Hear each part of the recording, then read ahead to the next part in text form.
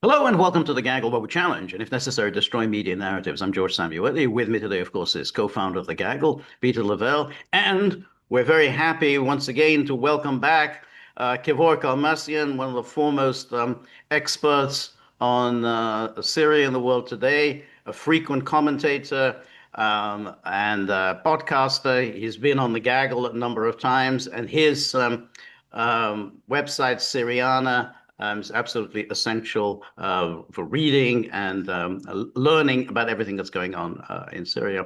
So there's a lot to get to, but I wonder perhaps we can start with the recent events in Suwayda, which to outsiders or people who don't really follow events in Syria that closely, it all seemed rather puzzling, and the media reporting only led to the confusion. So we said the Druze fighting against these Bedouin tribesmen, and then Jolani sent in his HTS fighters to break things up, supposedly, and then Israel started bombing Damascus, because they didn't in protection of the Druze, and then the Americans were unhappy. So this all seemed very, very confusing. So perhaps could you make sense of what happened, and then we can segue into more general discussion about what's going on in Syria and where we're going there. Thank you very much, gentlemen, first of all, for having me, and also humbled by the kind words. I never consider myself an expert, and I never intended to become an expert. Just the war in Syria, which is my country, urged me to dig in more to understand why, in particular, they have spent tens of billions of dollars on this tiny, small country in West Asia. And Suwayda is, of course, very important governorate in south of Syria. It is close to Israel, which makes it more important. And because the inhabitants are from the Druze, it makes it even more important, right? I think this started when Jolani went to Baku, and he met with Israeli security officials. And he came back to Damascus, and the attack started against As-Suwayda. Now, there are two theories here, one of which says that Jolani misunderstood the Israelis and misunderstood the signals from the US. From the Israelis, he means that he thought that the Israelis have given him the green light to include As-Suwayda into centralized government. And he also misunderstood the signals and the statements of Tom Barak, the US Special Envoy to the region, who's encouraged and supported the idea of a centralized government in Damascus. That's why he thought that he has a green light to go into Suwayda and capture it back.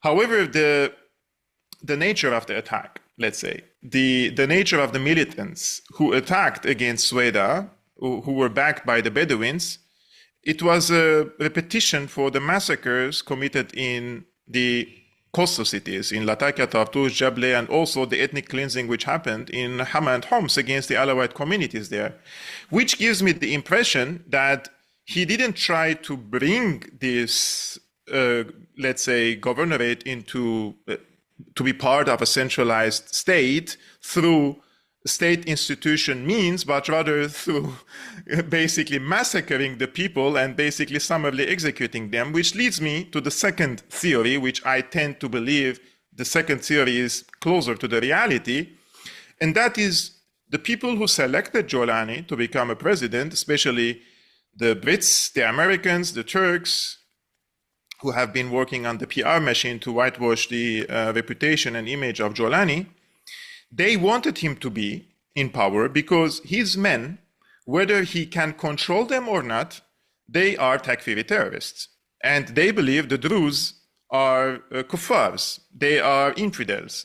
And if you watch the videos coming from Suwayda, the soldiers of Jolani, the Bedouins, and the general security, all of them together, they're using the same terminologies. They're saying, we're killing the pigs, and they're dragging men from their homes saying, you are kuffars, you're infidels, and they're summarily executing them in the streets, which gives me the impression that the people who selected him wanted him to be in power to create these vertical lines in the country so that Israel could come and present itself as the savior of the Druze community here. And in this case, Israel has weighed in and has picked this very narrow window of opportunity and bombed the Jolani convoys and presented itself as a protector of the Druze. And now the Druze community in a Syrian Druze community in As-Suwayda, they don't even consider themselves part of the Syrian nationhood any longer, and they would accept anyone to protect them because at gunpoint, people become very desperate. And this is the psychological operation which they have waged against the Syrian people, and they have pushed them to the maximum level of desperation that even if, as we say in Arabic, the shaitan, the evil comes now and gives a hand to someone who is being drowning in water, they will accept this hand, right? I think this is what happened, the second theory. And the reason for it is, of course, as I mentioned, Suwayda is in the south of Syria, and the Israelis are talking, when I say Israelis, Israeli think tanks, and the policy-making think tanks, national security think tanks, they're talking about this David's corridor.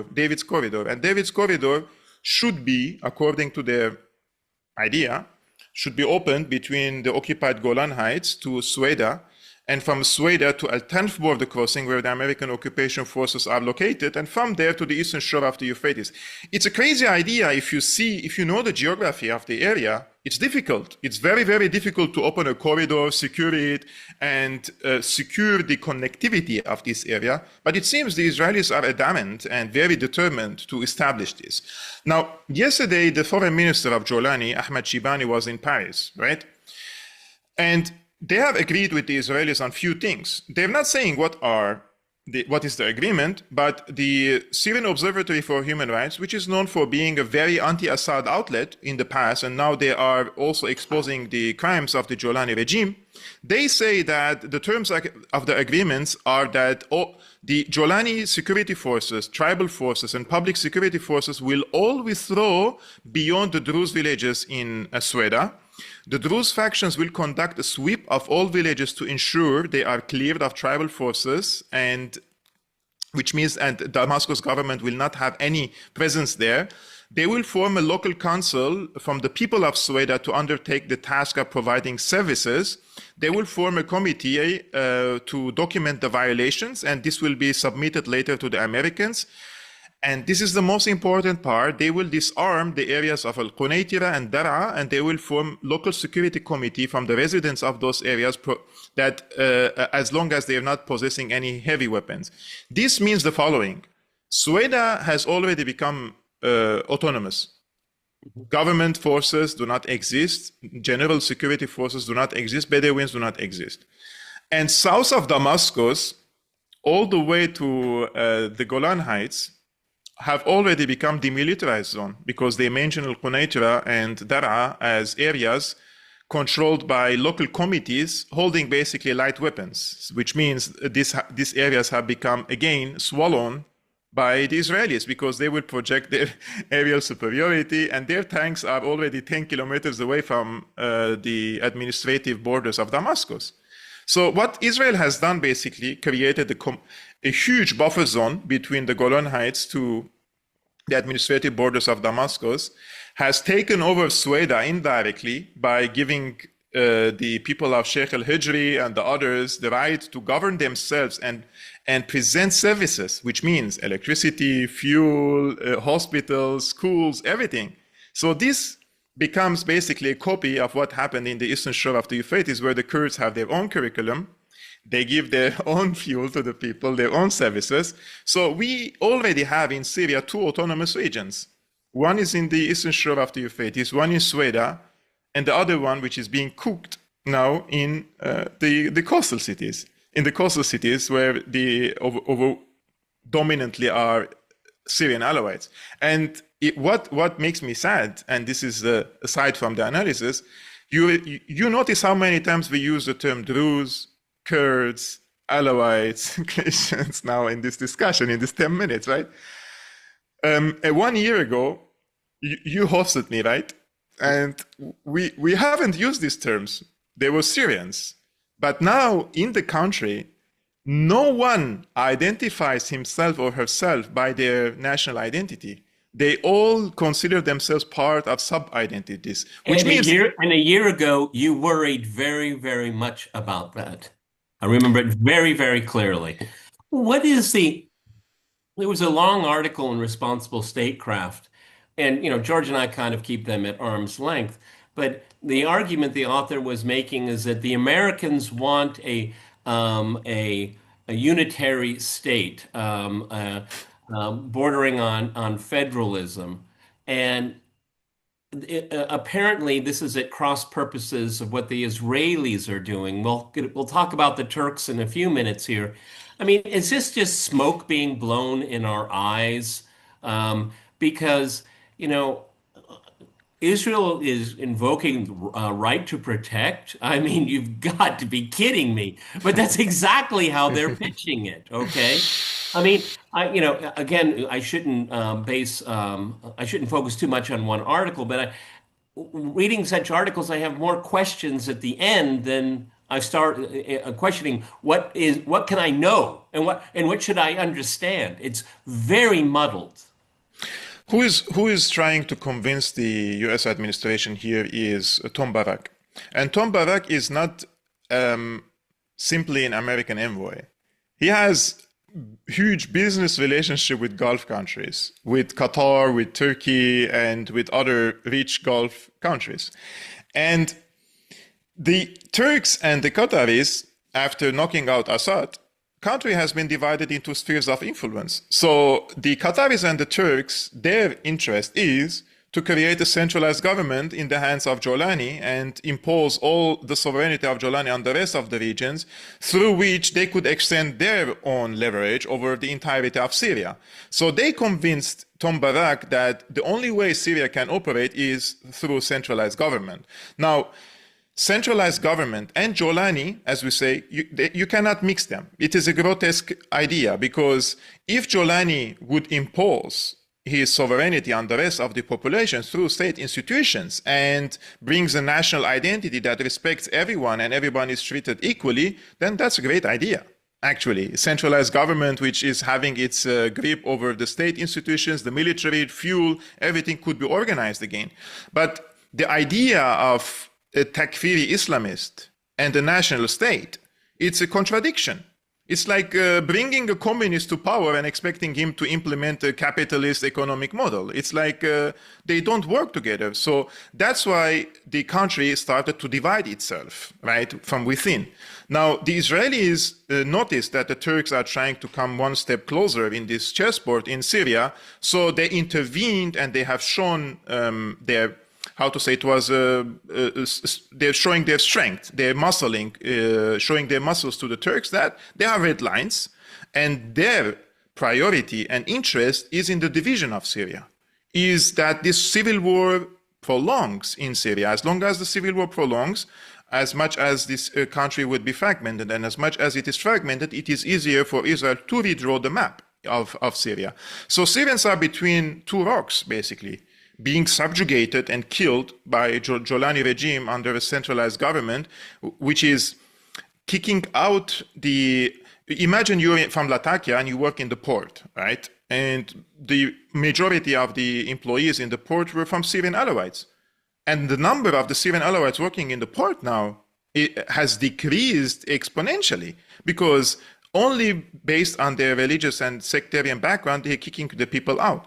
The employees in the public sector in Damascus, they have mostly come from Idlib. So the Damascenes also have lost their jobs. So what basically Jolani is doing is the Idlibization, let's say, of entire Syria. And the Syrians will not accept that. Therefore, they will prefer, in such cases, to create mini-states. But be careful.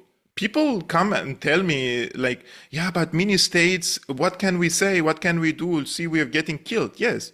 But remember, when we have 5, 4, 3 mini-states in Syria, what makes you sure that these mini-states won't fight against each other? What makes you think that these small countries will not turn against each other? This is a recipe for forever war. But could I just ask, mini-states, I mean, I can understand, like, Suwayda is a mini-state because it's essentially an Israeli protectorate. And then you have the Kurdish mini-state, that's an American protectorate. But I mean, what about Latakia? Who would protect them? I mean, they have no protection against the central government. You have only two powers can present themselves as saviors: the Turks or the Russians. There is no other power in the region who could do that. The Russians are extensively involved now in the Ukraine war, and they have not shown any signal, military signal on the ground to impose a new reality, just like the Israelis have done in the south. They were passive. In this case, they have protected the refugees, but they have not imposed a new reality in the coast. And the Turks cannot become a protector for the Alawites for historical reasons, and also they are on the back of Jolani in this case. So the only religious group in Syria which doesn't have any support from any side in the country are the Alawites. And they are associated by, like, they're considered guilty by association just because they were from the same sect of Assad. But let me remind everyone something.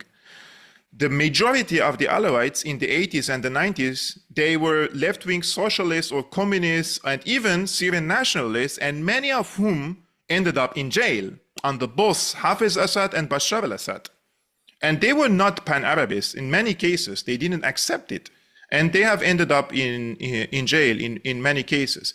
But the Alawites were also, this is important for people to understand, that in their areas, because their region is, the economy in their region is mostly based on services, so they have the option to become in the tourist sector, for example, or go into education sector. That's why we had a lot of Alawite teachers and professors all around Syria, Alawite teachers going to their resort to teach the pupils, the children there, or you join the military and the security forces. And most men have chosen to be part of the military because it gives them more privilege and, let's say, social security services. People go to study for free.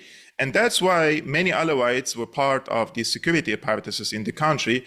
And that's why they're now being targeted, although they have disarmed themselves completely.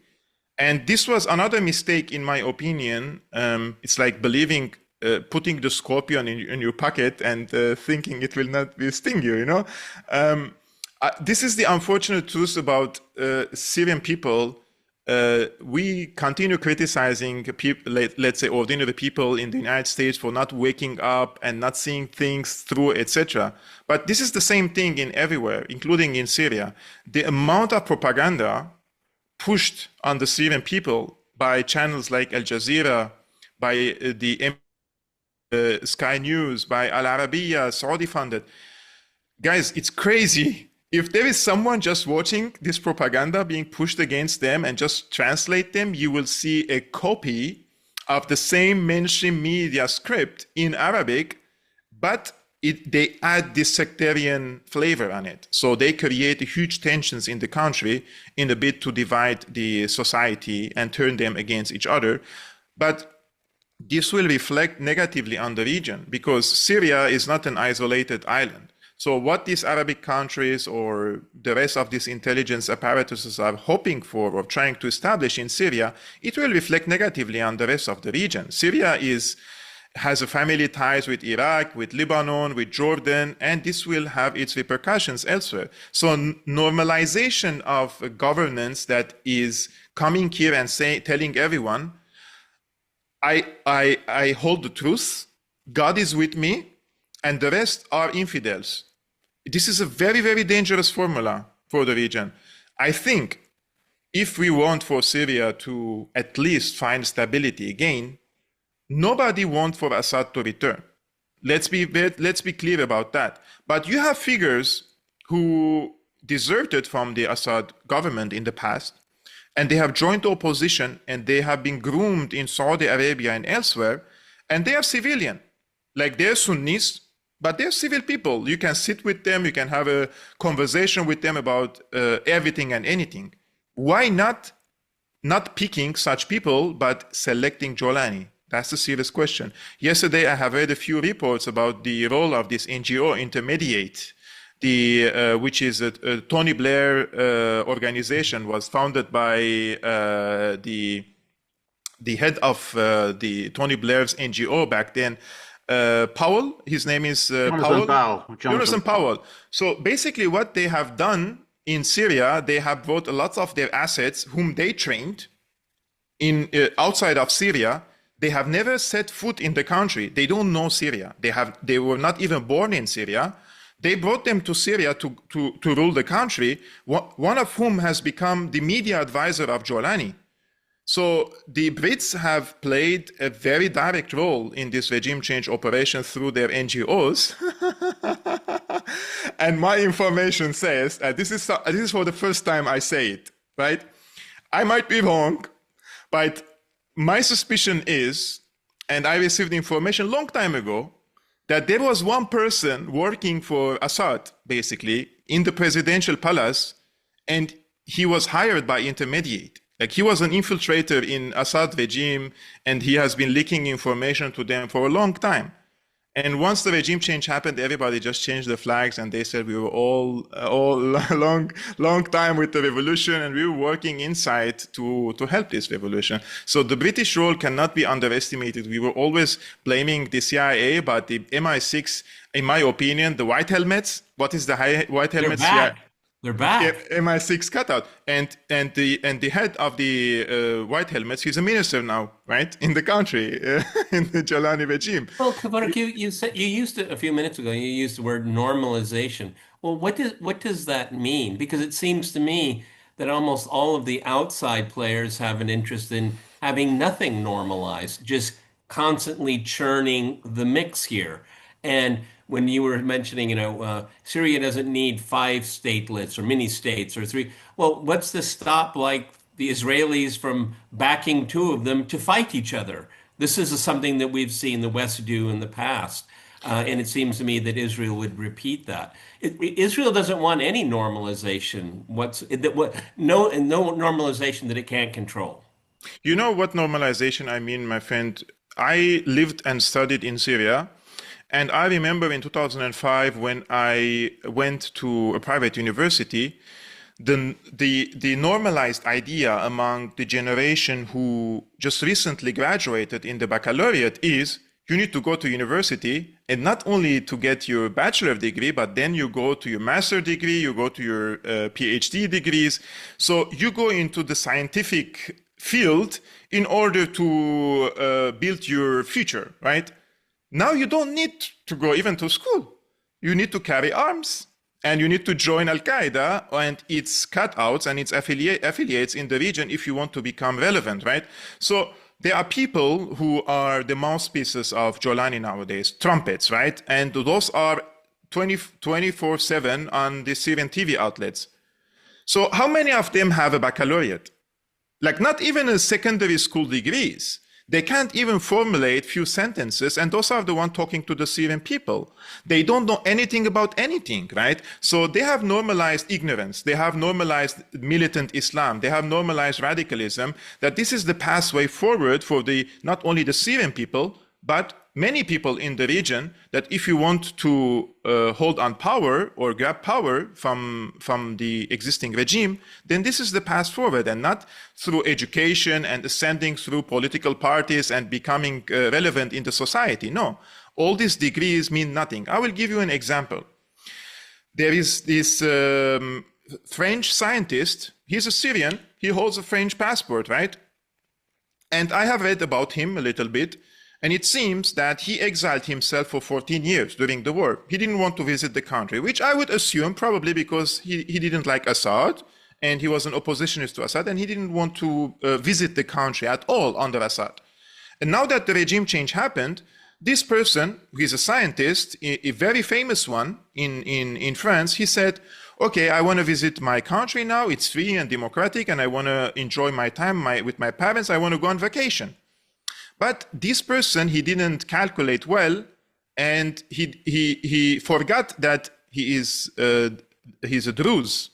So he went to Suwayda to celebrate his freedom with his parents, and he ended up executed alongside his family in the street on video.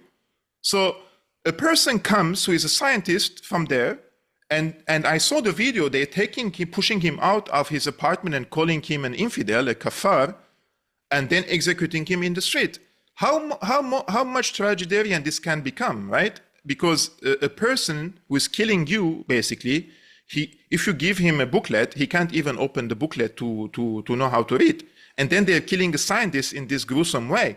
But when I say, even this person, when he's a scientist, many people didn't understand that under political authoritarianism, you get to be treated, if you are part of any religious and ethnic group, you will be treated respectfully as long as you are not posing a serious political or security threat to the head of the political regime. And that is represented by Assad. Nobody will touch you. But under a Jolani regime, you're not getting any political freedoms, and it gets worse. If you are born into the wrong religion, you will get killed. So this is not a progress. This is a regress. Like, we're going steps back, right? But they're selling us this as if it is a development. Yeah, but that's by design. Of course, it is by design. Of course, it is by design. Well, that's the point. I was gonna ask, about the West's plans. I mean, they have plans to use Jolani. Now, I've been reading these stories. I'm sure you've read them as well. That some kind of a deal is in the works between Israel and Jolani. Somehow, Israel gets two-thirds of the Golan Heights. A third goes to Jolani, but Jolani gets to take a chunk of Lebanon. He gets to take Tripoli, maybe the Bekaa Valley, and then Israel gets its water from the Euphrates. Now, you have to think the Americans are pushing this. So is there some, carve-out that's being planned here, and they're using Jolani for this carve-out? Asked differently, is there a new Sykes-Picot in play? Exactly. Yeah.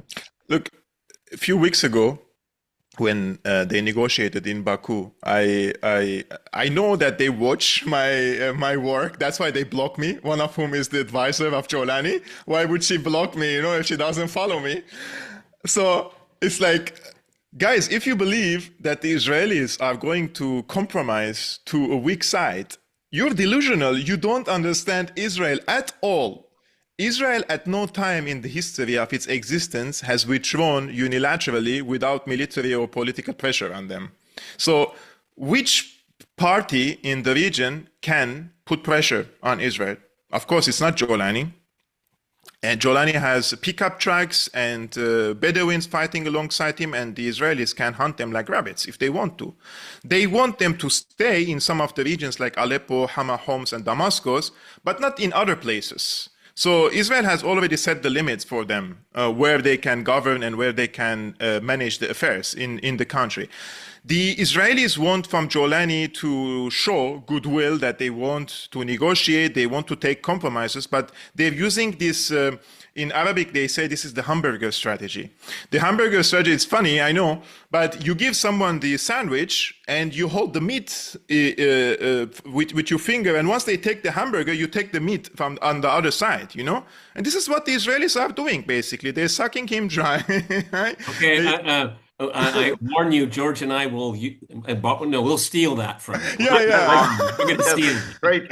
This is what the Israelis are doing with him, basically, and they're getting from him indications that he could be used against Hezbollah in Lebanon. And my suspicion is that this, what they called nowadays the Bedouins, I mean, of course they were Bedouins fighting, but I watched many videos of these long-haired people whom last time I saw was in 2015, when ISIS was decapitating people, because they were the ones who used to have these longer hairs among these deserty areas, right? So I think that definitely because of the ideological hostility that the Takfiris have against the Shia communities in the region, especially with the 24/7, you cannot imagine the amount of propaganda by the Qatari-funded outlets against the Shias in the region. They're creating this hatred against them, and in my suspicion is that these Bedouins could be used as a pressure card against Hezbollah, because Tom Barak is talking about disarming Hezbollah. But after what we have seen in Syria, even the people in Lebanon who were against Hezbollah, and they used to call for the disarming of Hezbollah. I'm not talking about the political leadership, because they're all compromised there, but the people, ordinary people. Now they're asking the question, if these people attack us, will Hezbollah defend the borders? Because they don't trust the Lebanese army.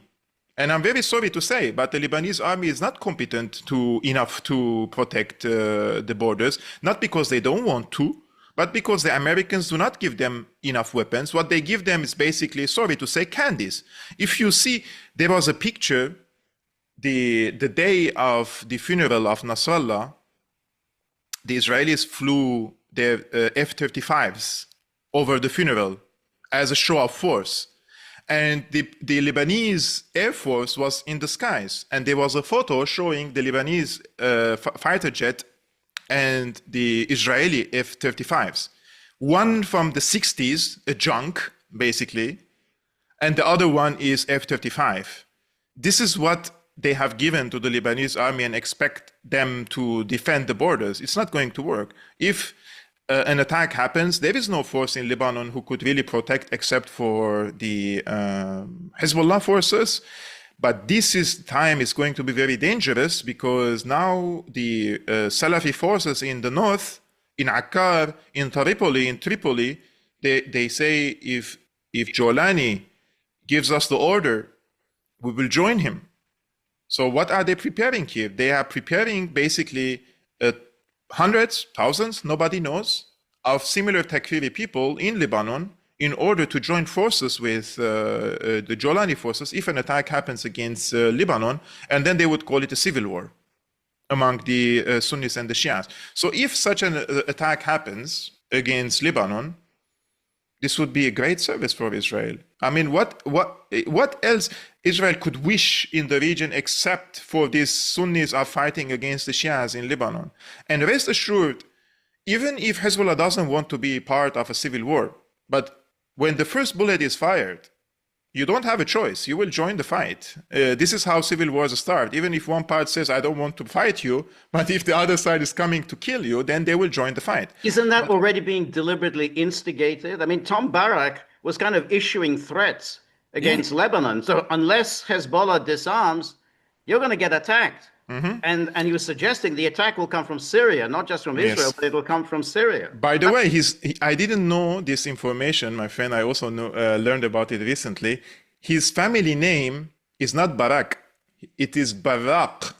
And in Arabic, Barak, because he's Lebanese, 100 years ago, his family migrated to the United States, means shiny. And there is nothing shiny about this guy except for his bald head, and the rest is just threats. Well, I mean, is he just a surrogate for Israel's ambitions here? Because it doesn't make any. What is the, as always said, what is the American national interest in this? I don't see any. It is just that he is a surrogate for Israel to. I mean, this is something that, we've talked about with you and our guests for almost 2 years now, is that Israel is solving all of its problems all at the same time, okay? Mm-hmm. And it may not see this quote-unquote opportunity again. So partition Lebanon, wreck first, then partition Syria. It seems that all of this is happening at the same time. Plus, we have the attack on Iran, all of these things under the cover of American protection. But you know what is going to happen with Iran, my friend? I think sooner or later, Iran will find itself in a very, very difficult situation, not because of Israel, because of Azerbaijan and Turkey. They will find themselves in a very difficult geopolitical situation in the Caucasus, that they will be forced to redirect resources towards this growing threat.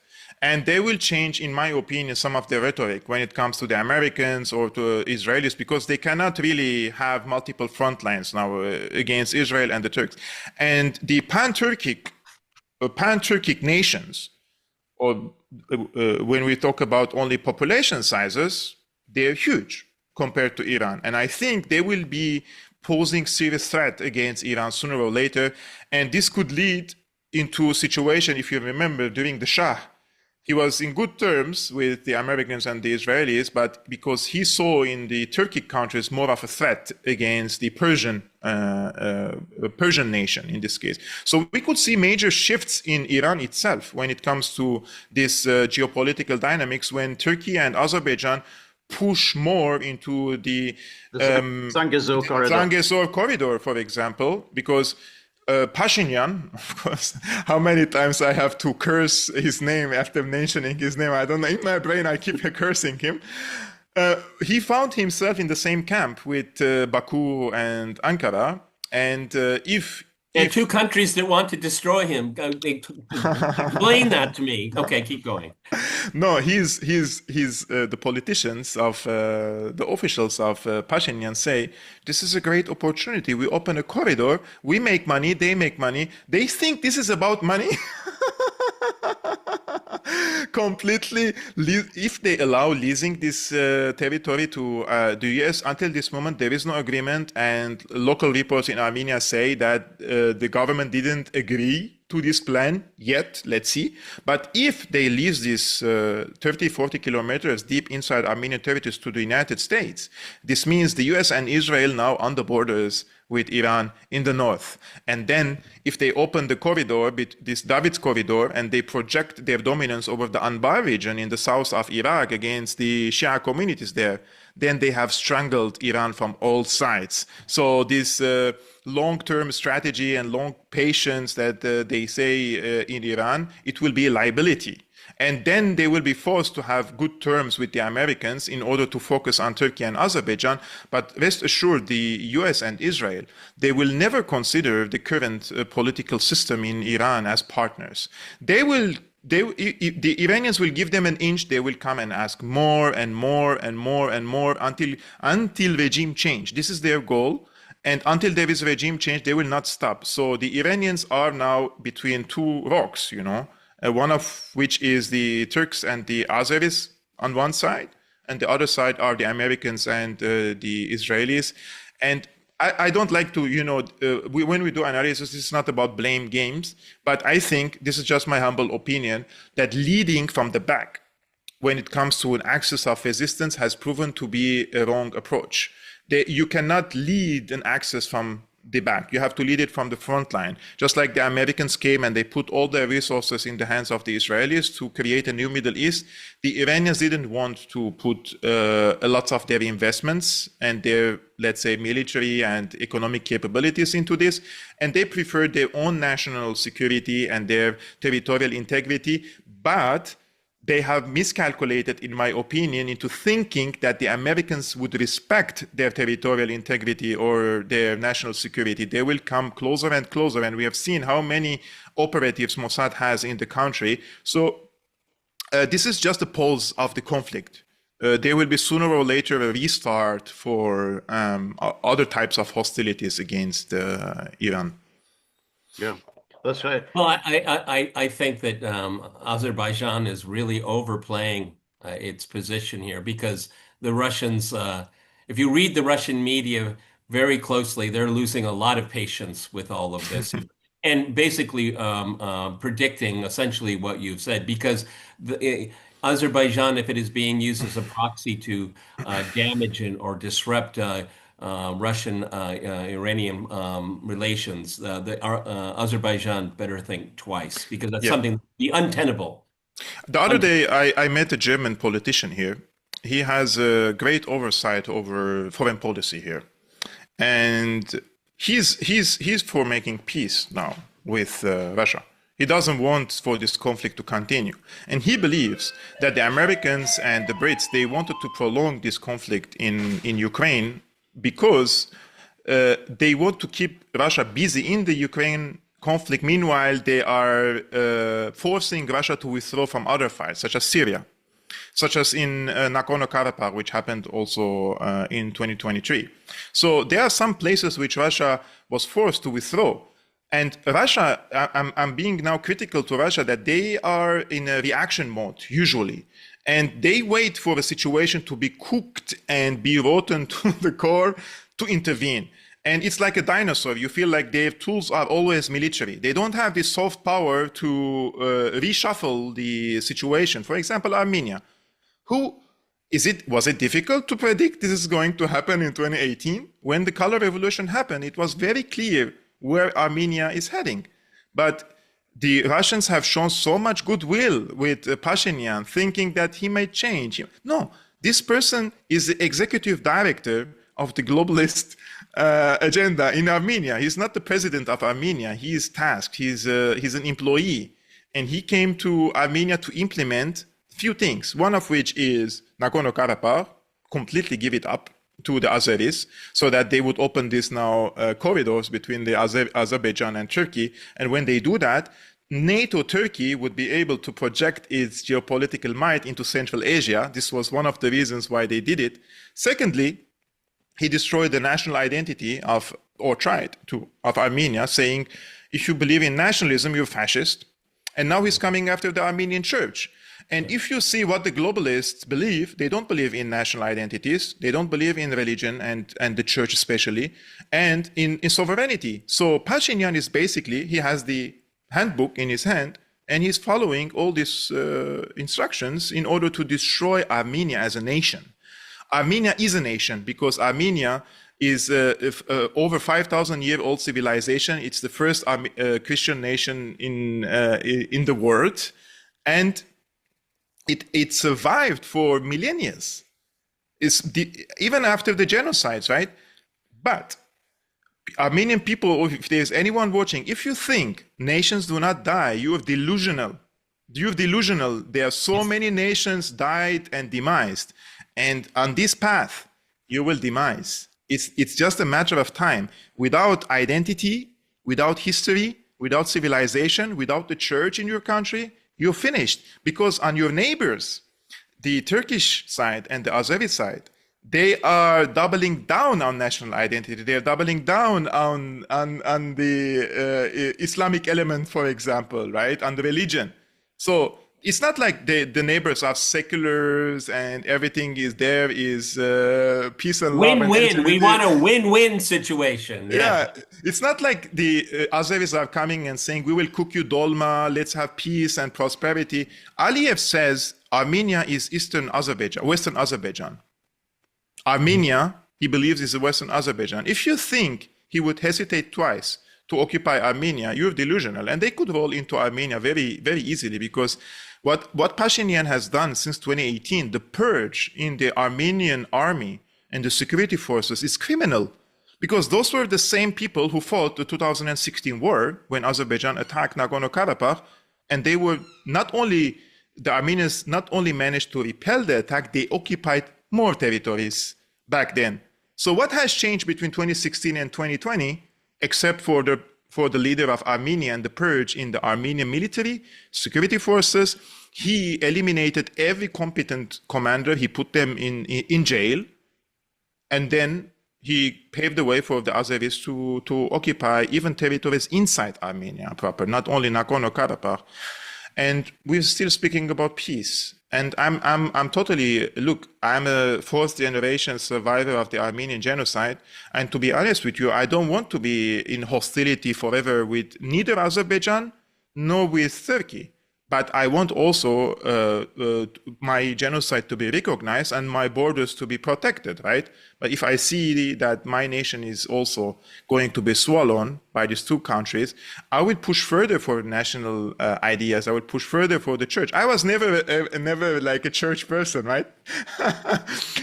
But I know the utility and the how beneficial it is to have this spiritual connection with the church and with God and with Jesus, and also the same thing when it comes to the national identity, especially during wars. If you empty this from the society, why would anyone fight? If you don't belong to the nation and you don't have any pillars for survival in your psyche, then is there anything that can be done? Because it used to be the case that Iran said creating the Zangezur corridor is a red line for us. That's a red line. So they were essentially threatening war, that if you create the Zangezur corridor, we feel seriously threatened. Is there anything? But Iran now is chastened, subdued, much weakened. Is there anything that Iran can do now to prevent the creation of the Zangezur corridor? The Zangezur corridor is planned to pass through Armenian territories. Hasn't been built yet, but hasn't. Yeah, but the plan is that way. So what is Iran going to do? Invade Armenia? No, but it could still go to war with Azerbaijan, no? what's the percentage of the Azeris in Iran? Well, 20%? right, but we talked with Morandi, Professor Morandi, the other day, and he said, well, you can always the Azeris of Iran, they are Iranians first and foremost. They're not Azeris, they're Iranians first and foremost. I love Marandi is I love him, like he's a very good friend of mine. I respect him immensely. I learned from him, but I also respectfully disagree with him. He shouldn't underestimate, especially Israel. He shouldn't underestimate the Israeli operations inside Azerbaijan. When the attack happened on Karabakh in 2020 and then 2023, Sayyid Mohammad Marandi, he made a few statements in support of Azerbaijan back then. And I told him privately and publicly, you guys are shooting your own feet by doing so. So my dog is barking now. I told him that because Azerbaijan is an advanced satellite country for Israel, and the Israeli operatives, the Mossad, have read a WikiLeaks document a few years ago, and Mossad, not Assad, Mossad operative says they feel home in Baku. There are no restrictions for them. And why would the Mossad operatives be so free in Azerbaijan? The reason is, of course, Iran. They are destabilizing Iran from Azerbaijan. So I think Iranians have misunderstood some of the conflicts in the region, and they have taken steps that have backfired against them, one of which is, of course, their support for the Azeri conquest and occupation of Karabakh, because they say under international law, this belongs to Azerbaijan. If that is the criteria, do you know also 51% of the Palestinian territories to who it belongs under international law? To Israel. But they don't respect that, and they don't recognize it, right? So why is it that in Palestine they don't agree with international law, but then when it came to Karabakh, they wanted to respect international law? No, you should respect your own national security.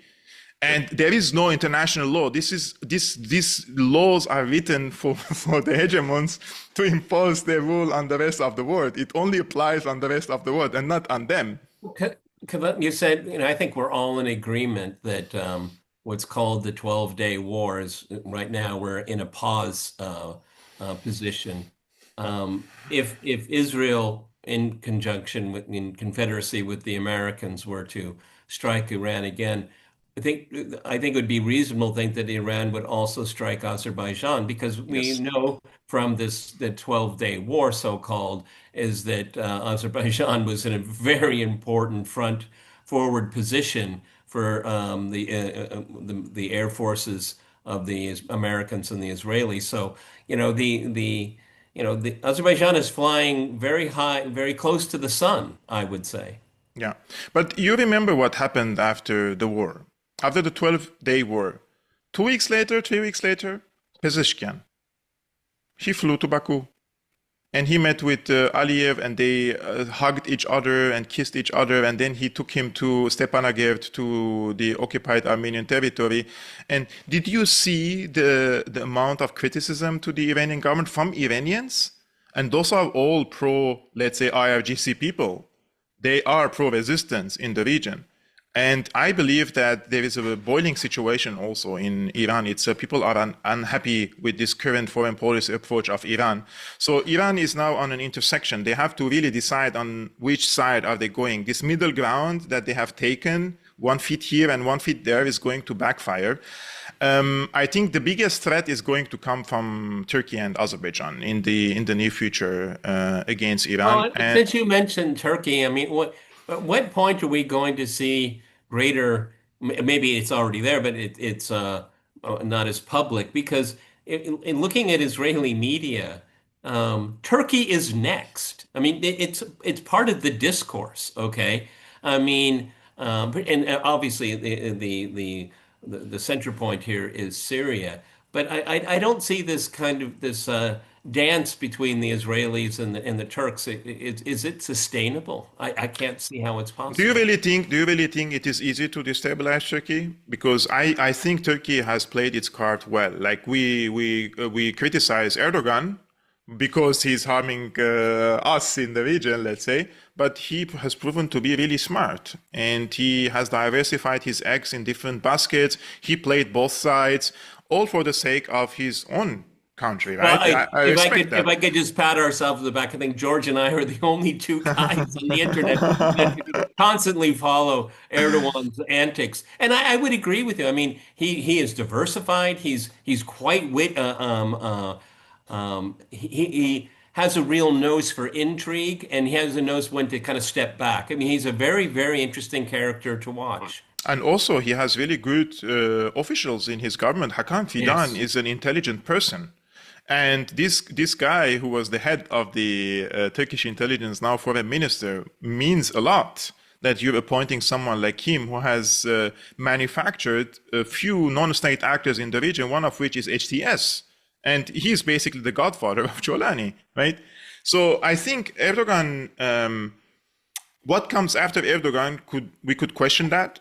But he has established basically a very good team that even if he leaves, there is this approach, right? There is an approach that he has set, and whoever comes next, he will follow suit if the AKP continues, of course, in power. But destabilizing Turkey in a way that they could fragment and divide Turkey, it is going to be very difficult because Turkey is, when the chance rises for them, when the opportunity rises, they go on the offensive. Unlike Iran. Iran only reacted when they were hit very, very severely inside Iranian territories. But when their allies were hit very severely, Hezbollah, Hamas, and Syria, they didn't react to that.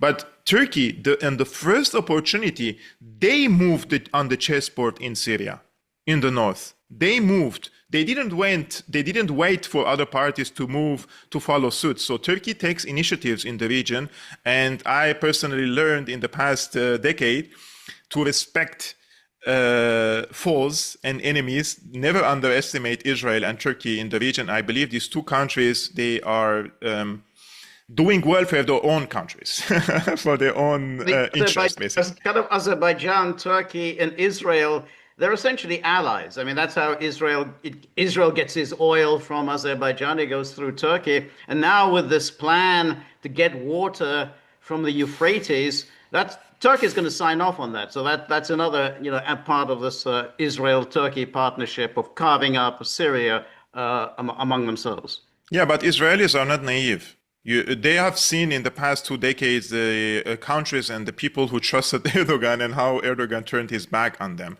Erdogan has always this approach of peace and tranquility, gaining trust of the credibility and trust of the other, and then he makes a move. He tests the water. He always tries to come one more 2-step. And he does it in Russia included.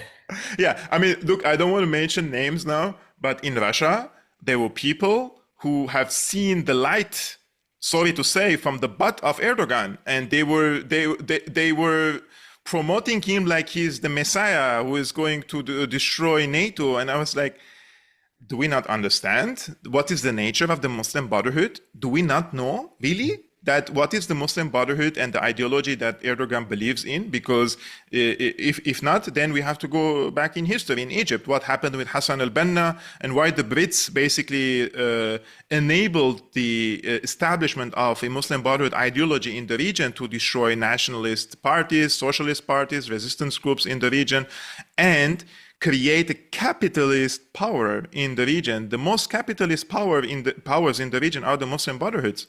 The Muslim Brothers, they believe in the open markets, they believe in the capitalist market. They're allies with the West.